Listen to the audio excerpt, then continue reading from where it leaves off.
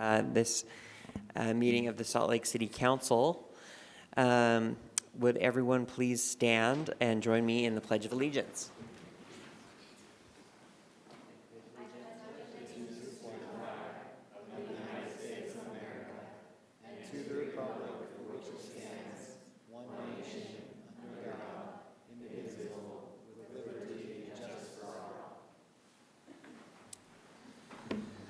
All right, we would like to thank each of you for being here today at our meeting.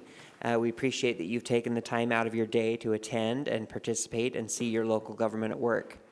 To start the meeting, we've laid out some guidelines for decorum and civility to make sure that people feel comfortable and safe to participate.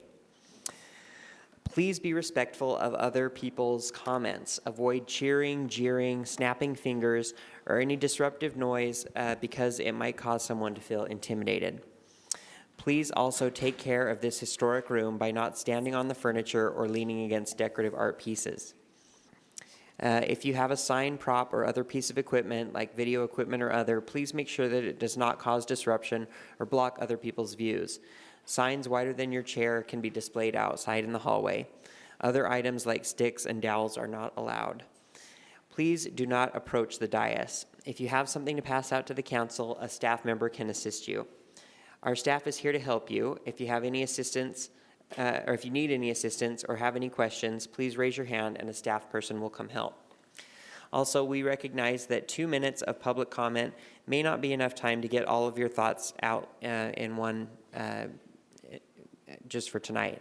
So please visit our website, slccouncil.com, or refer to the contact information sheets by the speaker cards for information about other ways to share your comments with the council via phone or mail. All right, we are at item, did we already get to item A4? Yes, we did. Item A4 is the City Council will approve the work session meeting minutes of Tuesday, December 10th, Tuesday, January 7th, Friday, January 17th, as well as the formal meeting minutes of Tuesday, January 7th, Friday, January 17th, and Tuesday, January 21st of 2020. So moved. All right, is there a second? Second. I have a motion by Councilmember Fowler and a second by Councilmember Valdemoros. Is there any discussion? Seeing none, all in favor? Aye. Any opposed? All right, that motion passes. We're now at item A5, which is Council Member Darren Mono will give his remarks as a result of being selected to fill the Council District 5 vacancy. I will turn the time over to Council Member Mono.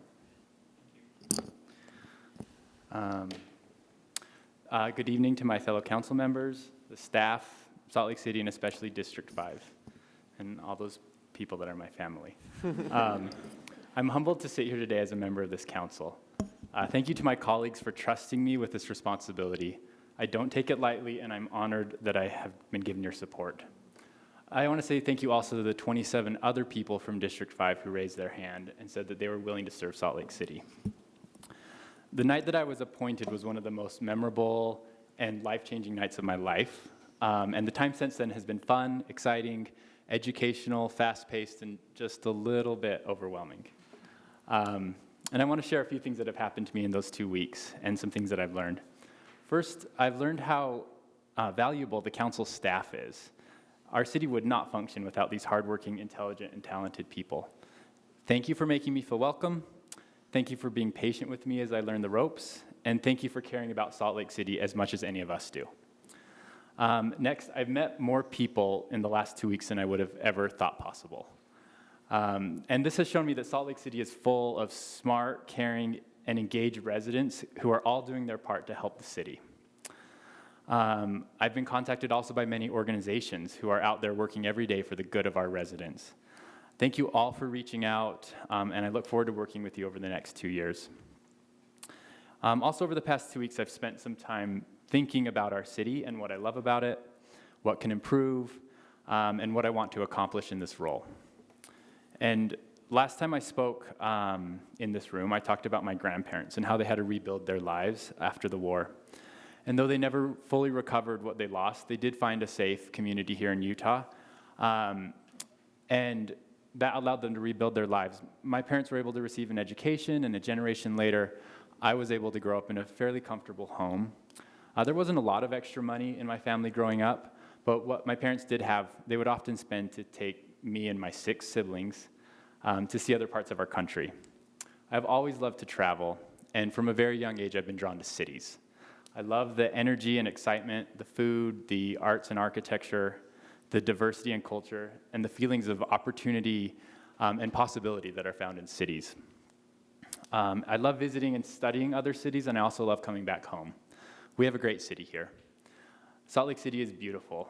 Our skyline is as picturesque as our mountains are majestic. Salt Lake City is a good incubator for small businesses and startups.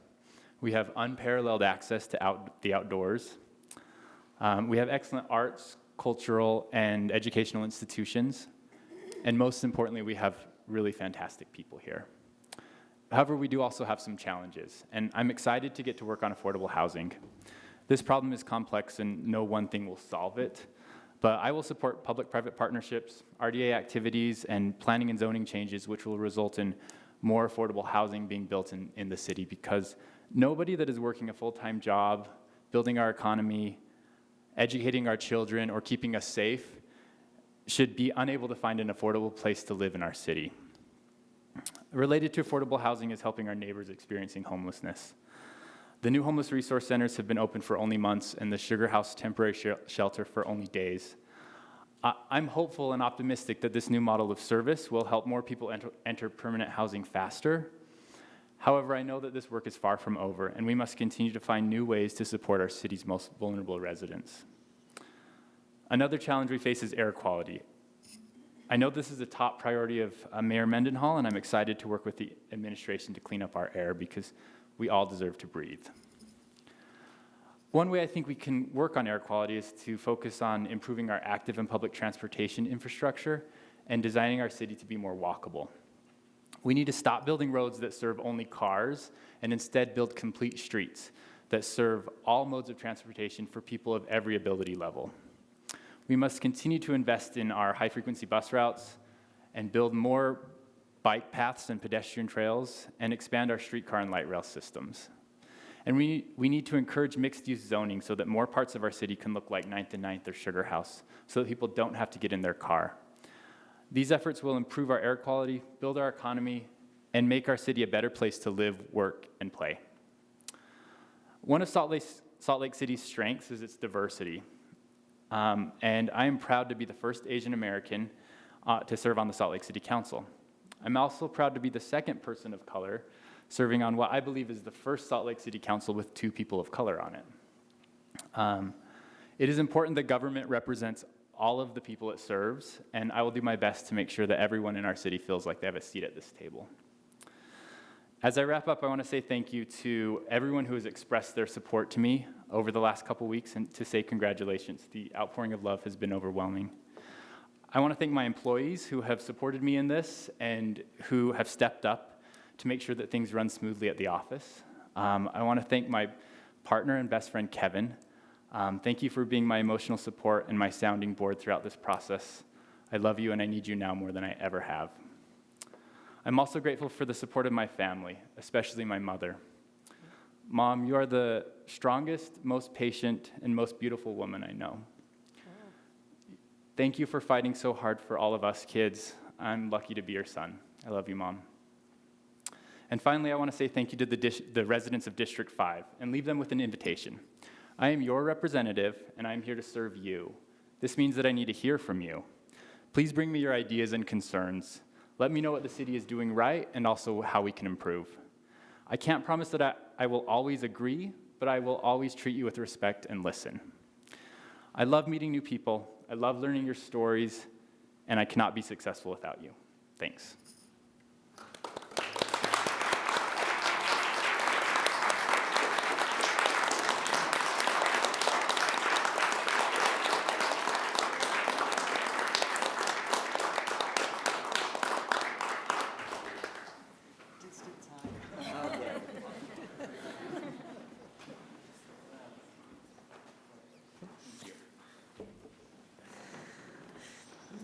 All right, thank you, Councilmember Mono.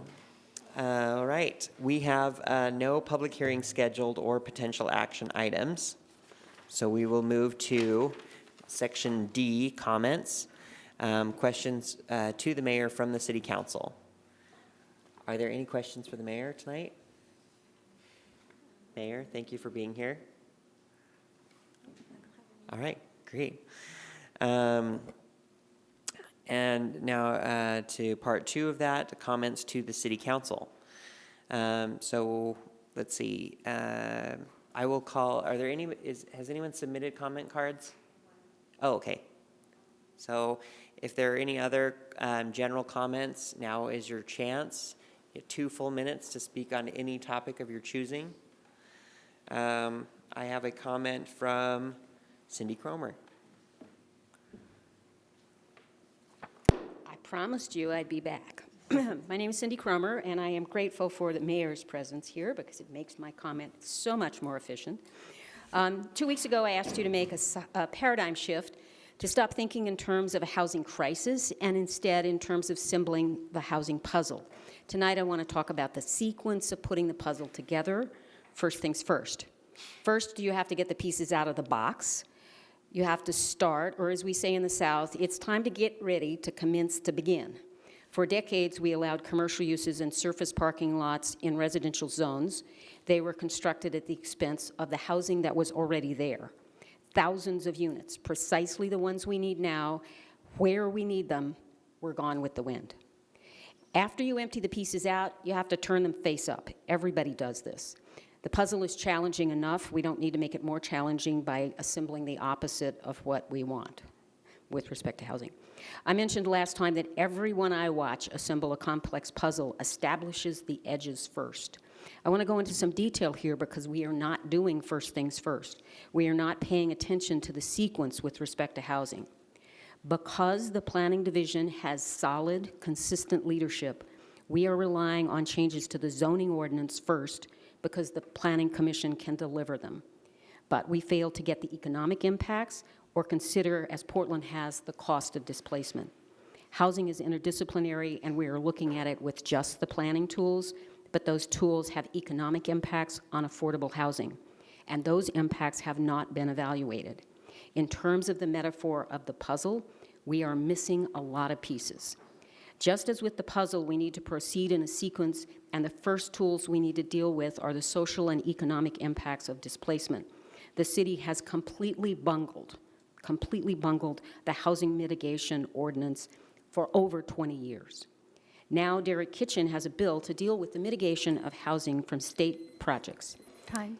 It would be so ironic if the state got ahead of us on this one. Thanks. A couple you, more Cindy. sentences on your handout. Thank you, Cindy. All right, I have a second public comment from Brendon. Yes.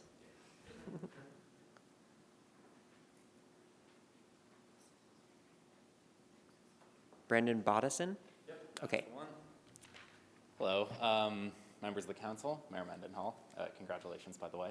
My name is Brendon. I'm here as a Salt Lake City resident to advocate for the continuation of Ken Sanders' Rare Books as a community asset and a local landmark.